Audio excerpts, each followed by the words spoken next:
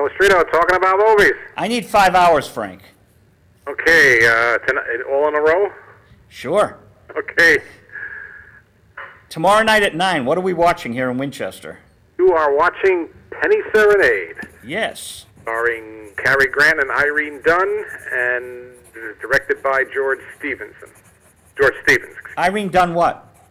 Irene Dunn, a decent job in this movie. Okay. Okay, George Stevens was a director on the rise. He's 37 years old. He's made a variety of movies. He's not going to hit his prime for about 10 years. When in the 1950s, he'll make Shane. He'll make A Place in the Sun, for which he gets Best Director Award. He'll make Giant, for which he gets Best Director Award. So he becomes one of the leading directors. But now he's working his way out of the pack and up the line, and he's directing Penny Serenade. Now, did they die at the end of Shane? What? Did they die at the end of Shane? Did who die at the end of Shane? That was the question in the movie The Negotiator. Oh. Well, the guy I like best died at the end of Shane, but Shane rode off into the sunset. Well, that was the whole question that Kevin Spacey is asked by Samuel Jackson.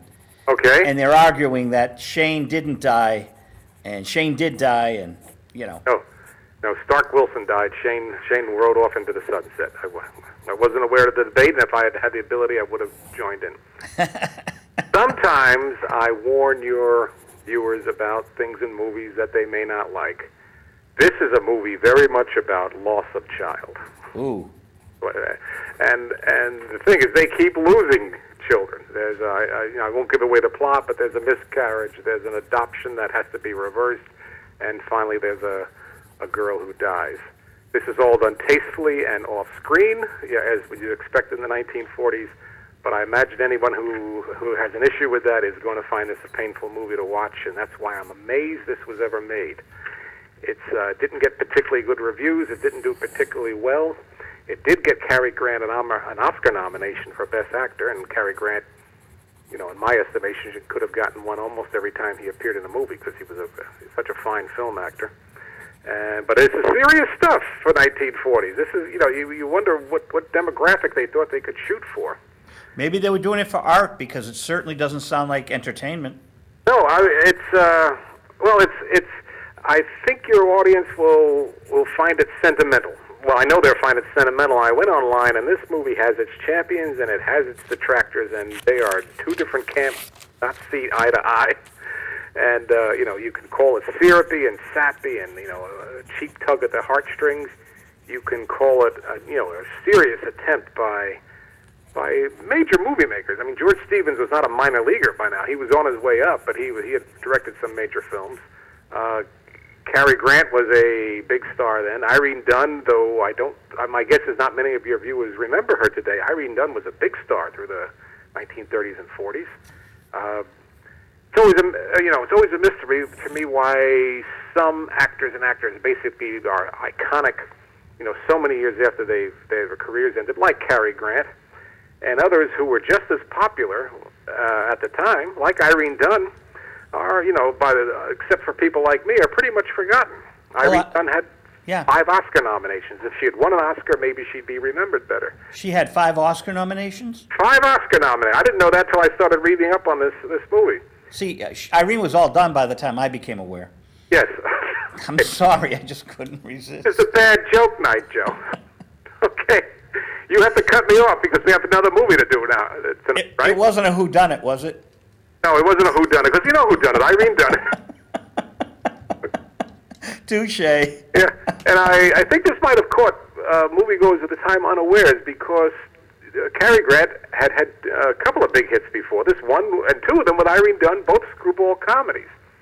One called The Awful Truth, which is about a couple who are getting divorced and keep trying to sabotage their attempts to have a new love life. Another one called My Favorite Wife, and you can pretty much guess that. Screwball comedies, big hits, made them both bigger stars than they were. And then along comes this movie, which is, really going for the tears. And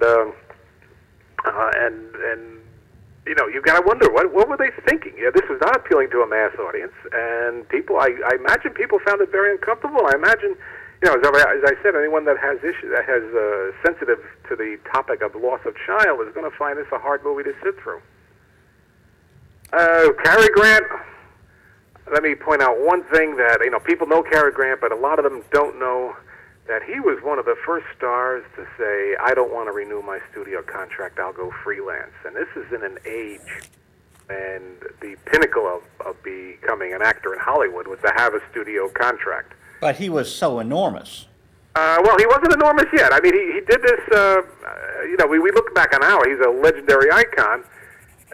You know, Gable was enormous, Tracy was enormous, they were both at MGM.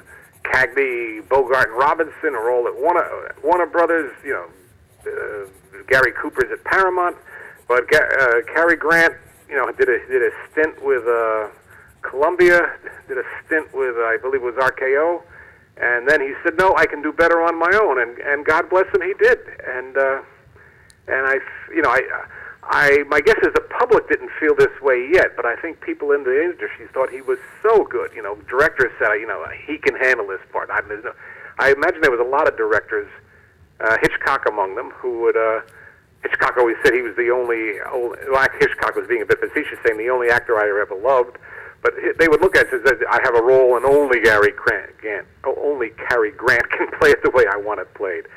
And, Frank, we're going to only have 1 minute left. I'm sorry. Okay, movie number 2 for 2 weeks from tonight. A week from tonight is Scarlet Street, a film noir where you guys always go back to, directed by Fritz Lang. Fritz Lang, think of the 3 M's: Metropolis, a movie entitled M, which made Peter Lorre a star, and Dr. Mabuse, who was a master criminal. Fritz Lang has made all 3 of those movies already. His best work is behind him, but he has some very interesting films ahead of him. And Scarlet Street is one of them, about a nebbish bookkeeper who falls in love with a girl which is quite beneath him, but it excites him, and it leads to his ruin. And let's talk about it again next week. Oh, we are talking. I thought we did 2 weeks movies this week. Well, I'm running out of time. I got to run. Okay, I'll talk to you next week. Thanks. Bye. Bye-bye. And views and opinions on Visual Radio are those of the guests and the host, and not necessarily those of WinCam, board, staff, members, and all our affiliate stations. Thank you.